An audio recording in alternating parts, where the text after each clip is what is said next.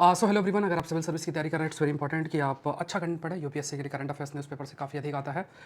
सो आज 25 सितंबर है। आज के टॉपिक्स देखते हैं। इंटरेस्टिंग टॉपिक पब्लिश हुआ है साइंस सेक्शन के अंदर। Chocolate is a fermented food. अब ये बहुत इंटरेस्टिंग है। जैसे योगार्ट, किमची या सॉरक्रॉट जैसे जो फूड है उसको तो हम फर्मेंटेड फूड मानते हैं, तो क्या चॉकलेट भी उसी तरीके से है? तो इसमें एक स्टडी पब्लिश हुई कि जो कोकोआ का प्रोसेस होता है, तो वहाँ पे ये फर्मेंटेशन होता है। कोकोआ को एक वुडन बॉक्स में जब वो रहता है, तो वहाँ मौजूद जो लोकल माइक्रोबियल कम्युनिटी है वो फैसिलिटेट करता है फर्मेंटेशन के प्रोसेस में। तो एक इंटरेस्टिंग पॉइंट है। एक नई स्टडी है, नई जानकारी आपको मिली है।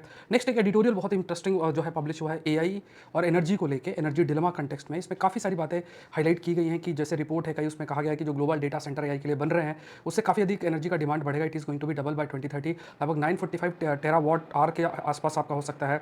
दूसरी कई रिपोर्ट्स हैं, जिसमें मैकेंसी जैसी रिपोर्ट है, उसमें भी कहा गया कि जो ग्लोबल डेटा सेंटर है वहाँ डिमांड जो है 19 से 22% एनुअली आपका इंक्रीज हो सकता है। और डेटा सेंटर्स का जो शेयर है वो लगभग 3 से 4% तक हो जाएगा बाय 2030।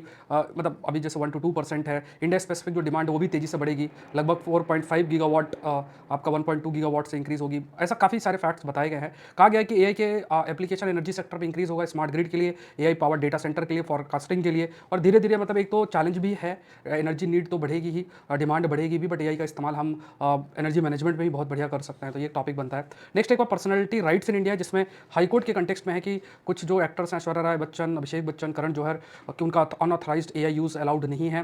पर्सनालिटी राइट्स की बात करें, किसी का name, image, likeness, voice signature को आप ऐसा कमर्शियल यूज़ नहीं कर सकते हैं। ऐसा स्पेसिफिक कॉम्प्रहेंसिव लॉ नहीं है पर्सनालिटी राइट। ये एक तो संवैधानिक जो आर्टिकल 21 है, फंडामेंटल राइट है, उसके अंदर ही आता है। दूसरा स्टेटरी बेसिस अगर इसका देखें तो कॉपीराइट एक्ट 1857, ट्रेडमार्क एक्ट 1999 और tort of passing of section 27 trademarks act, इसके अंदर इसका हम उल्लेख देखते हैं, जहाँ के बेसिस पे, और प्लस ऑनरेबल कोर्ट के भी कई सारे जो जजमेंट्स हैं वहाँ से भी ये डिराइव होता है।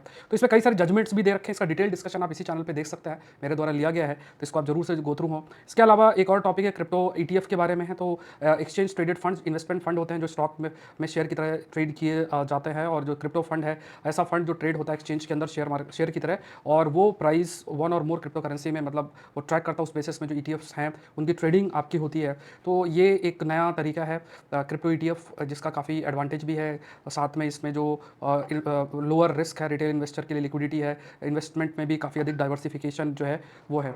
इसके अलावा अगर देखा जाए, नेक्स्ट आपका है कैसल। तो ये ह्यूमन टावर, जैसे हमारे महाराष्ट्र के अंदर जो दही हंडी के लिए ऐसा टावर, ह्यूमन टावर बनाता है, वैसा ही स्पेन में फेस्टिवल सा होता है, वहाँ भी होता है, उसे कैसल बोलते हैं। तो ये सारे टॉपिक्स आपके लिए हैं। आई होप ये सेशन आपके लिए हेल्पफुल रहा होगा। इसका डिटेल डिस्कशन इसी चैनल के अंदर आप देख सकते हैं, और अनअकैडमी से जरूर से जुड़े, शिक्षा महोत्सव का हिस्सा बने।